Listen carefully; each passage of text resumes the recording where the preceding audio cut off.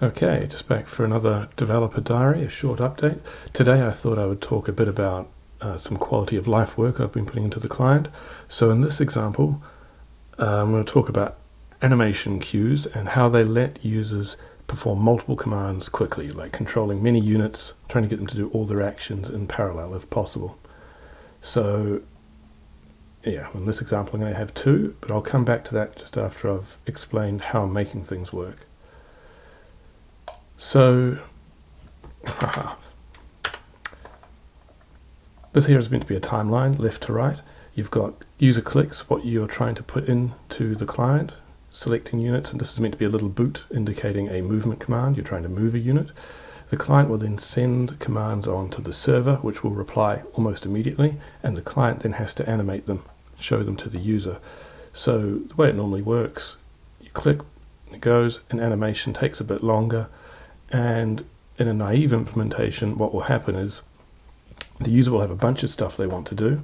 They will see an animation play out, and they have to wait until it finishes before they can do their next command. So imagining a red and a blue unit, they move the blue unit. Once all the animations are finished, they can tell it to attack. Then they can move as a red unit, and then they can move the blue unit, and so on.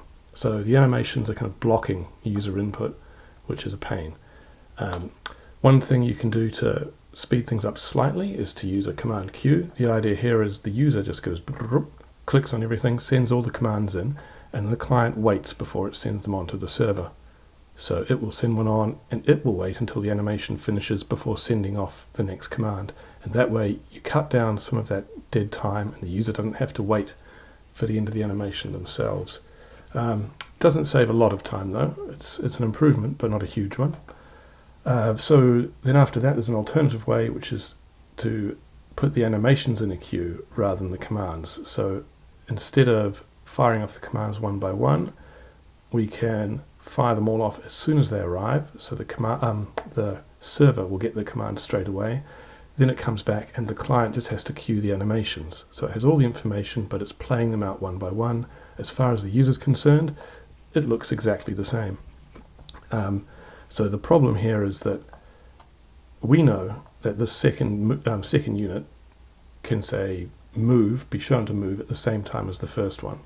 If they're attacking the same unit, then this attack will have to happen after that one. If they're attacking different units, then the attacks could be shown at the same time as well. So what we really want is a partial order rather than a full total order, which is what this is. It says every one of these is ordered with respect to the others. So there can only be one way that they can occur. But what we can actually do is have a partial order which says some of these can be shown in parallel because they don't relate to one another.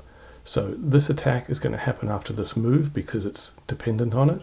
There's a dependency between the attacks if they're attacking the same unit, and there's a dependency on these ones. And then overall this can shrink the amount of time the animations take. People can get more done. So in practice, how does it work? Let's go take a quick look. So I'm going to move these units. I'll put the animation speed super slow so we can see it all happening. I'll move this one down this way, and I'll move that one up this way and across. So the idea here is both can move at the same time, although this unit is the one that passes through first, so it has to be shown to go through first, and then they can move together afterwards. I've got another game up here. So with these two, I was going to show them moving in parallel, so they don't cross paths, which means they should be able to show their animations at the same time. But what I'm going to do is I'm going to drop a spell partway through, which will also add a dependency between the two paths. So this guy moves here first, drop an AoE, then move this one. It cannot move immediately. The reason being it was monsoon. Boom. Yeah, so I had to wait, get the damage, and it's not even going to be able to move all the way because this is impeding terrain. So that's affected the results of its actions as well.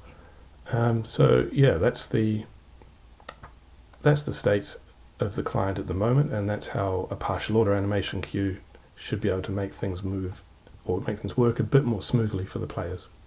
Cheers.